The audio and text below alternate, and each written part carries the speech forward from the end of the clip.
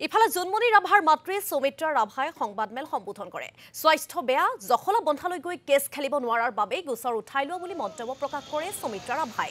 Cash খেলিলেও জিকিব নোৱাৰো, টকাৰ অভাৱ, মানুহৰ অভাৱৰ বাবেই গোচৰ উঠাই ল'বলৈ বাধ্য হৈছে বুলি সংবাদ মাধ্যমৰ সন্মুখত সদৰি কৰিলে জোনমণি ৰাভাৰ মাতৃ সৌমিত্ৰা ৰাভাই।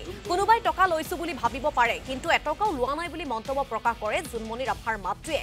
আন এটা গোচৰ চলি থাকিব আৰু সেই গোচৰত সহায় কৰিব বুলি মন্তব্য প্ৰকাশ কৰিছে সৌমিত্ৰা ৰাভাই। কেৱল দুৰ্ঘটনা বুলিয়েই CBI তদন্ত সামৰিলে। অসম আৰক্ষীৰ ওপৰত অলপো বিশ্বাস নাই, যিসকলৰ নাম দিছিলো কোনেও শাস্তি নাপালে বুলিও অসম আৰক্ষী কঠোৰ সমালোচনা কৰা দেখিবলৈ পোৱা গ'ল জোনমণি ৰাভাৰ মাতৃ সৌমিত্ৰা ৰাভা।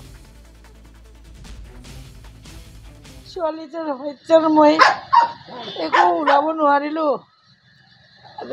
কেছটো মই উঠাই ল'লোঁ। মোৰ দেহাটো বহুত অসুস্থ হৈ থাকে। মই ইমান দূৰলৈকে গৈ জখলাবন্ধালৈকে বা কলিয়াবৰলৈকে গৈ কিনে মই কেছ খেলিব নোৱাৰোঁ।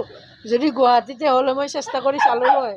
1 নম্বৰ মোৰ দেহাটো ঠিক নাথাকে, 2 নম্বৰ মোৰ মানুহৰ অভাৱ, 3 নম্বৰ মোৰ টকা পইচাও অভাৱ হৈ যাব। তো মোৰ ঘৰ মাটি বিক্ৰী কৰিলেওতো আৰু মই কেছটো জিকিব নোৱাৰিম।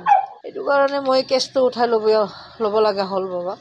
আজি মই সকলোকে মাতিছোঁ মোৰ মনৰ কথা ক'ব কাৰণে। মানুহে ভাবিব পাৰে জোনমণিৰ মাকে কাৰোবাৰ লগত কিবা এটা হৈ গ'ল নেকি, বা টকা পইচা পালে নেকি, কোনোবাই টকা পইচা দিলে নেকি, সেইটো কাৰণে কেছটো উঠাই ল'ল। ভাবিব পাৰে মানুহে, বিভিন্ন ধৰণৰ কথা ভাবে আৰু ওলায়ো আছে। তো মই আজি সকলো ৰাইজকে কৈছোঁ, মই কাৰো পৰা 1 টকা পইচাও লোৱা নাই আৰু মই কাৰো বুদ্ধিও শুনা নাই। মই নিজৰ মনত যি খেলিছে মই নিজৰ মনেৰে এইবোৰ কৰিছোঁ। গতিকে সকলো ৰাইজে আজি কথাটো গম পাব মই কিহৰ কাৰণে কেছটো উঠাই ল'লোঁ। মোৰ দেহাটো অসুস্থ কাৰণে মই দৌৰিব নোৱাৰোঁ আৰু মোৰ তেনেকৈ বেগত মানুহ নাই। সেইটো কাৰণে মই আজি কেছটো উঠাই ল'বলগীয়া হ'ল।